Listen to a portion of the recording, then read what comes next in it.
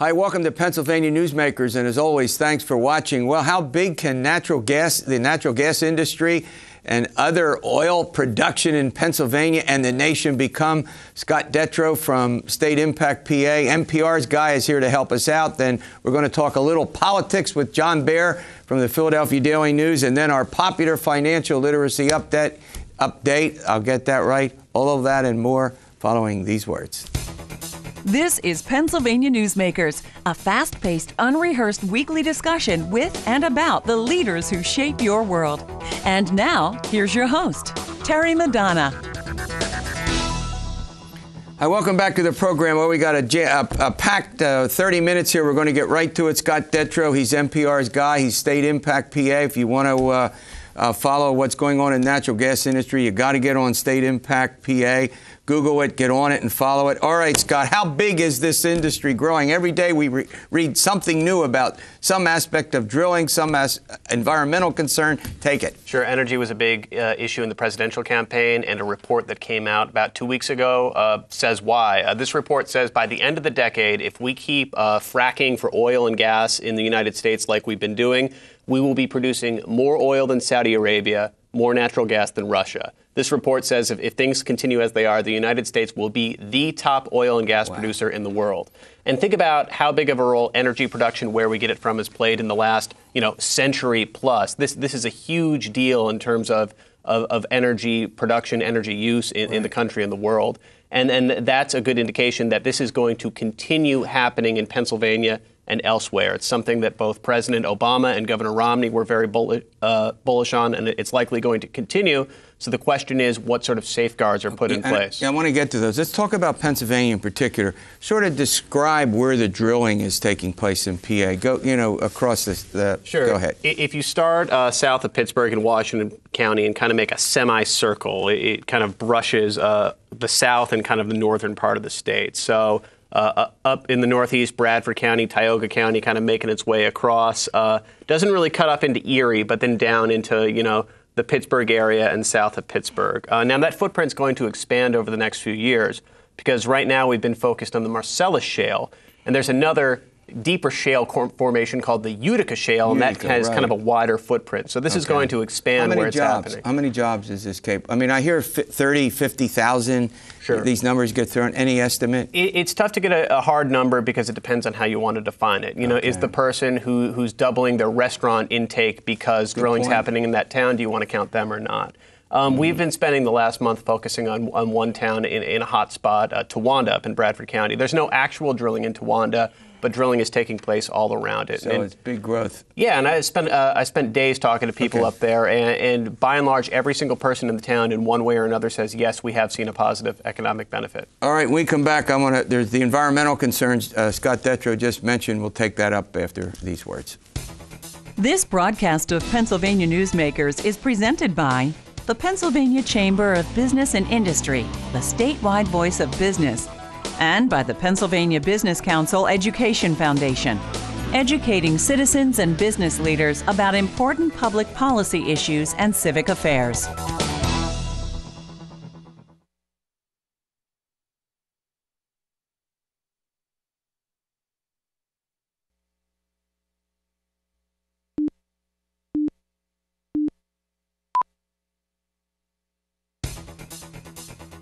This broadcast of Pennsylvania Newsmakers is brought to you by BetterSaferRoads.com.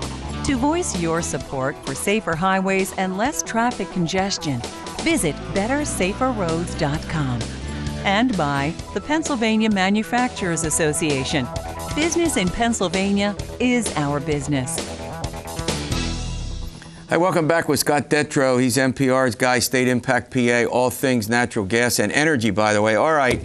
Boy, the environmental concerns, we obviously, and I've done surveys on this, voters are saying do the industry, but boy, they better be safe. What are the two or three biggest environmental concerns moving forward? Sure. There's two biggest ones, and the first is the hypothetical concern that we haven't really seen played out, where environmentalists are concerned that the chemicals used in this fracking fluid would make its way into water resources. That, again, has not happened to the extent that people are concerned about it. What has happened has been a lot more localized. where the way they go in and drill due to faulty cementing, due to circumstances beyond their control, gas from under the ground will make its way into water wells, into people's basements, and create gas problems. There were a series of problems in northern Pennsylvania this summer that we covered. So again, it is a problem, but it's much more localized, where a handful of people have water problems. The state has dealt with that in a few different ways, mostly through tightening regulations.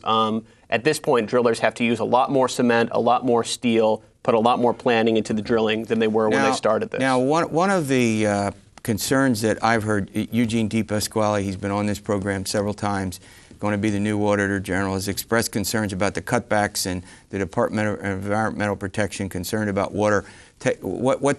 What about those cutbacks? Is the staff smaller or larger, or what's your sense about that? They've remained relatively steady over the last few years, but there were some drastic cuts in 2009, 2010 when we were facing major deficits. I think the big concern from a lot of environmental groups, and something that DePasquale talked about on the campaign trail, is kind of a philosophical concern. You look at the Corbett administration, who has pledged that they're going to do everything they can to enforce Pennsylvania's laws, but at the same time, you see them out aggressively promoting this industry, saying Pennsylvania's future is tied to this industry. So there's concerns from some Democrats, from environmental groups, saying, how can you be a booster of an industry and be the cop enforcing it? So what DePasquale wants to do is audit DEP's water protection units, their water quality inspections and things like that. Okay. Now, before you go, we have about 45 seconds. There's a House member named Jesse White who is in some controversy now about what's that all about? It's gotten some pretty big news. He represents a southwestern part of Pennsylvania where there's a lot of drilling. He was initially a big supporter. He's kind of become a fierce critic of drilling. He says due to the portions of Act 13 that kind of stripped local governments of their ability to zone and regulate, he's become a big critic. And Range Resources kind of countered by releasing a lot of emails, probably too blunt, that he sent Range Resources complaining of other things that they hadn't raised enough money for him. You didn't help me enough. Yeah. All right, great update. All right, our popular financial literacy update and my conversation with John Baer, all coming up after these words. This broadcast of Pennsylvania Newsmakers is brought to you by Pennsylvania Credit Union Association. Pennsylvania Credit Unions, where people are worth more than money. To find a credit union that is right for you, check out ibelong.org. And by the Energy Association of Pennsylvania, Pennsylvania's energy information source.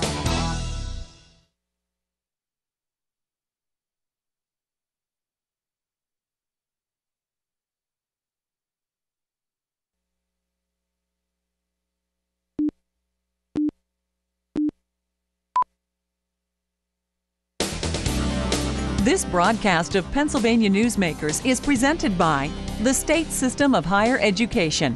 14 state-owned universities. The state system is the largest provider of higher education in Pennsylvania. And by the Hospital and Health System Association of Pennsylvania, working towards a healthy Pennsylvania. Hi, welcome back to the program. Well, we're going to talk a little bit about a book. It's called On the Front Lines of Pennsylvania Politics with John Baer. He's a columnist for the Philadelphia Daily News. He's syndicated. I read his column somehow in the Los Angeles Times or wherever it gets syndicated. Here's the book. I'm going to put it right up there. It's called On the Front Line of Pennsylvania Politics. And there it is. I'll get it straight for you. John Baer, welcome. Terry, thanks so much. All right. Now, what's in it? We want them to buy it. Barnes & Noble. That's where I got this, right? Barnes & Noble, Amazon. Oh, cool. All right. Any place. Describe it. Makes great holiday gifts. There you go. Describe it. It's really an irreverent, if you can believe it, look at Pennsylvania politics as I've covered it 25 years for the Daily News and even longer if you go back to my starting days as a Patriot. And it's largely chronological. It does a couple things. It kind of sets out a history of state politics moving from Shapp right through Thornburg and on through Corbett. And a friend of mine pointed out something I hadn't really noticed, said that she noted that the lines most often recurrent in telling these stories about the issues and the people in Pennsylvania politics were two. One was, I'm not making this up. Yeah. And the other was, he also went to prison. Yeah, right. Well, yeah. Of course, if we go back to Shap, there have been a number of. So give me one or two of the sort of interesting stories that will titillate the viewers out there to get them to go Well, I think buy there's a lot of stories in there that people probably have forgotten. For instance, you remember how the whole political world was delighted in 2010 when the Delaware Senate candidate Christine O'Donnell had to publicly say, "I am not a witch." Right. Pennsylvania had that first. We did? Way back in the 90s, we had a state rep from Erie, Tom Ridge's hometown, who had to publicly say, "I am not a witch." And she also had to deal with the fact that the feds were on her for obtaining some federal surplus, like a 50-ton generator. And did I miss that? What, I'm telling you, you were around. It's just one of those things that slept through the cracks. Yeah. Tracy Seifert, she ended up going to prison. I remember. That's right. I do remember that. Now, go ahead. But the thing I loved about the story was when I wrote about it, I said, look, a lot of people, particularly editors at my newspaper, think I make things up about the Pennsylvania legislature. But there was a representative who had to publicly say, I'm not a witch. I'm not a witch. And the Erie radio stations were playing Ding Dong, the Witch is Dead while they were going after her. So, but there's tons of stories and a lot of behind-the-scenes stuff from the great campaigns that we've had. You know, you and I grew up on great campaigns in this state. We were spoiled in the 90s. Yes, we were. When you look at the Year of the Woman, when Arlen Specter ran against Lynn Yackel. Almost lost, was behind in the poll that I did for your paper. The primary, Arlen Specter's primary against Pat Toomey, which on the night, I talk about in here, I sat in the Philadelphia Daily News newsroom on deadline, watching the clock, and literally wrote 3 different leads. Arlen upset, Arlen hangs on, too close to call. Yeah. And if you remember, he won by just a minuscule 25,000 votes or something like that, yeah. And you also had some stuff on Governor Casey. I know you, Senator Casey's father, I know you covered him in great detail. The pro-life thing, how all that evolved, how he thought he was going to run for the presidency at one point. Yeah. There again, we were spoiled. We had a governor in office who bucked his own party, came out publicly against its nominee, Bill Clinton, all on the choice issue. Went to the Democratic Convention in New York in '92, you remember this? Yes. And demanded to speak. They wouldn't let him speak. He said his party had left him, and then he was going to run for president on the same issue. Went to Chicago the next convention, held press conferences about it. Got a lot of national attention. It was a lot of fun to cover, and I mean, we really have enjoyed sort of the heydays of Pennsylvania politics. You're not suggesting that they're over. Come on now. Well, you've had a lot of fun with the current administration and the current legislature. Yeah, but it's just not the same. I mean, when you look at the personalities that we've had the pleasure to cover. You mean Ed Rendell? Ed Rendell. There's Arlen? Great Ed Rendell stories in here. Arlen, Vince Fumo, Bill DeWeese. I mean, some of these people are currently wearing orange, if that's what color you wear when you go to prison. Went to prison, right? Go ahead. And now, when you look at the big landscape, we have Tom Corbett, Pat Toomey, Bob Casey. Not exactly scintillating personalities. I mean, maybe that's good for the state. It's bad for people like me. That's right. It's bad journalism when they're not dramatic and. Well, as you know, some of them would do walking press conferences. They would talk to you. Totally accessible all the time. No more. That's one of the things that has really changed. You know, in the past, when you were with a candidate, you were with a candidate. I mean, you got to know them, you got to talk with them, you had a meal with them, you had a drink with them. Now everything is so scripted, everything's so controlled, access is limited. Right. I mean, these guys, the guys that we covered for so long, totally different than the politicians we have today, and I think that's a shame. Yeah, no, I agree. Well, look, I want to thank you for coming in. Hold on, don't go anywhere. I'm going to hold this up one more time. Pennsylvania Politics. It's a wonderful book. A lot of it's from John's columns, which I've read through the years. I'll tell you, it's a must read. Barnes & Noble, Amazon, wherever. The shameless promotion is now over, and we're going to go to our popular financial literacy update. Back in a moment. Stay here. This broadcast of Pennsylvania Newsmakers is presented by Highmark Blue Shield, changing the way health plans work for business with a variety of plan options for employers and more choices for employees. Information is available at highmark.com. Have a greater hand in your company's health. And by the Pennsylvania Healthcare Association, the future of long-term care.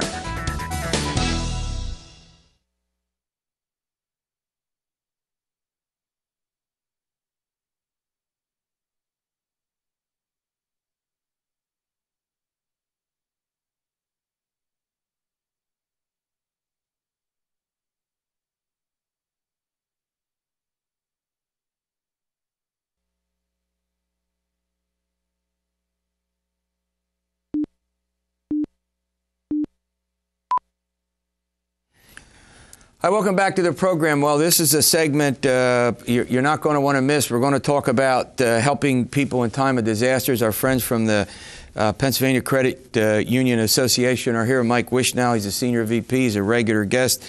Ken Hartzler, he's with Everence Federal Credit Union. They're both here to talk about this.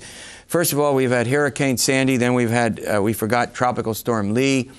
In 2011, a lot of damage along the Susquehanna River Basin. I'm going to start with you, Kent. Credit unions, there to help. That's part of your mantra. Talk about some of the ways that credit unions are available in times of distress for people.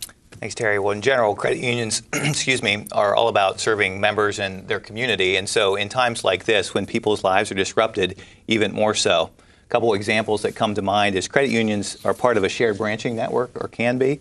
And if one credit union is experiencing a disruption, they can go into another credit union branch and be provided services. Yeah, but you have a whole bunch of, let's talk about those services. I noticed here you have waive ATM fees, increasing the cash withdrawal limit. Of course, if you have electricity, I guess, to get to an ATM, right?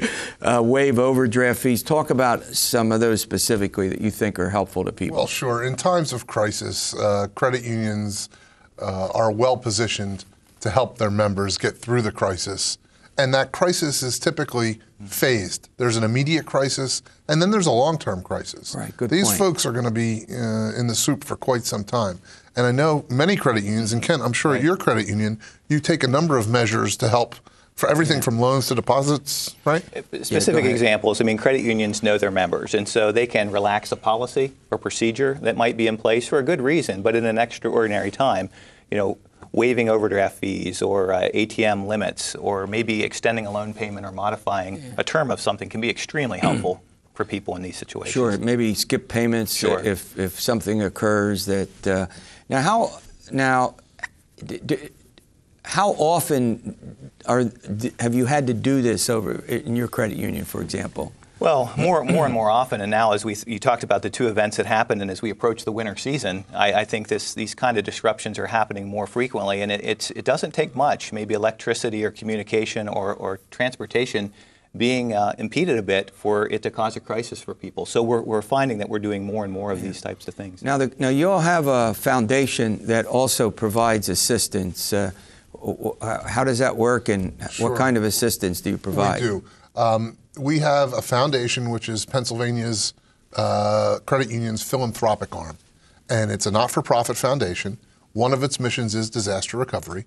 In the most recent Hurricane Sandy, we helped to collect money from credit unions to send it to the impacted area. Right. Last year, when Lee came through and really wiped out a bunch of homes up and down the Susquehanna River Basin. Yeah, we gave out almost $200,000 in small grants, $500, $1,000 in nature, and those grants were given out within 3 weeks. Right. So you got the money helped to the people immediate who helped need, it, right? Right, before people were getting some insurance money just to get them through. All right, now this is something you're really going to want to pay attention to. Now, I don't know, my wife has probably done this, but you've got to get a plan. You got to get prepared. So let's go through. Sure. Make some notes on this. We want you to be safe out there. Go ahead. I think a lot of people don't plan because they fear it's too complicated or too complex. Or it won't happen to them. Or it won't happen to them, much like a financial budget. But there's just simple, basic steps that people can do to be prepared. We make some resources available at our credit union as well, but it's just basically thinking through scenarios. What would I do if a certain thing would happen? How would I be prepared? Yeah. So you need, so specifically, you would say you've got to you got to have medical supplies, you got to have water, you got to have clothing in a certain place so that if you need it. These are really concrete steps that we don't think about. Absolutely. I noticed that everybody was running around trying to get a generator at the last minute. Well, you can't think about doing that when the lines are 3 blocks long, right, Mike? To buy a generator. Absolutely. There's sort of, preparedness is very important. As Winston Churchill said, he who fails to plan plans to fail. Right. And basically, what Kent was saying and what his credit union does, and many credit unions do, and even for the general public, you can go to FEMA's website. It's a little booklet, and it has fill in the blank. and you fill in all your personal information on your kids, your financial information, where your insurance policies are, what they cover, all of those kinds of things. So, to have that information in one place, the plan itself is one thing. And the other thing you talked about, Terry, was the kit. Putting together a bunch of supplies that's going to get you through the first 2-3 days of a disaster. Absolutely. Building on that, I mean, my sense is that a lot of people just simply don't do that. I mean, I noticed that when Sandy, we weren't sure about it. I mean, all of us, I think, sort of thought you get to run on water.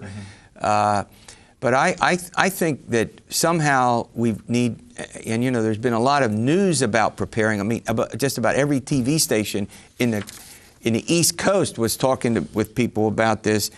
But in addition to getting them, you have to keep them. So, okay, now it's over.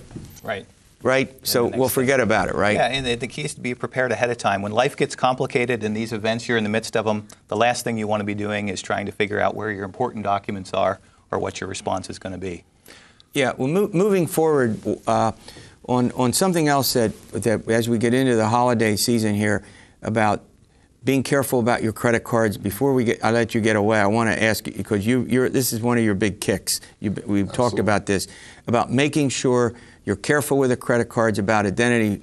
Give us some help as we move into these holiday seasons. Oh, absolutely. Well, first of all, Thanksgiving, we give thanks that we weren't part of the disaster, and those that were really ought to try and help. As far as entering into the holiday season and shopping, you got to safeguard your financial information. Kent, in your credit union, you tell your members. A lot of it's common sense. Be vigilant with your personal financial information, particularly online. A lot of people are doing online shopping. Know the retailers that you're dealing with. Be prudent with your information, and just use basic common sense. Yeah. Now, does that hold true? Now, the other point is about running up these credit cards and watching the interest rates. Again, that's something that we've talked about.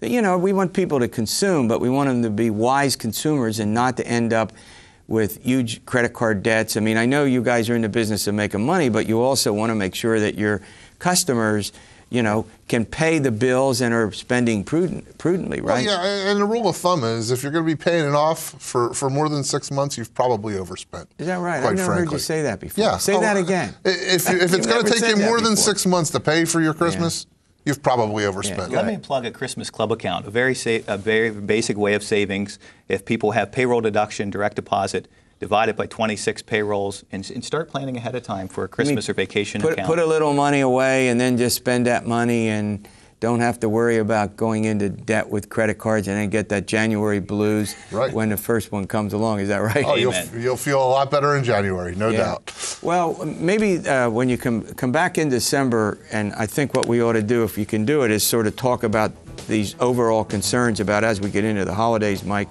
what we need to be aware of to bring us, to do this consumer update.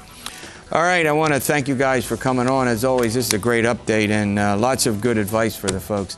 All right, we'll see you next week for another edition of Pennsylvania Newsmakers, and as always, stay well.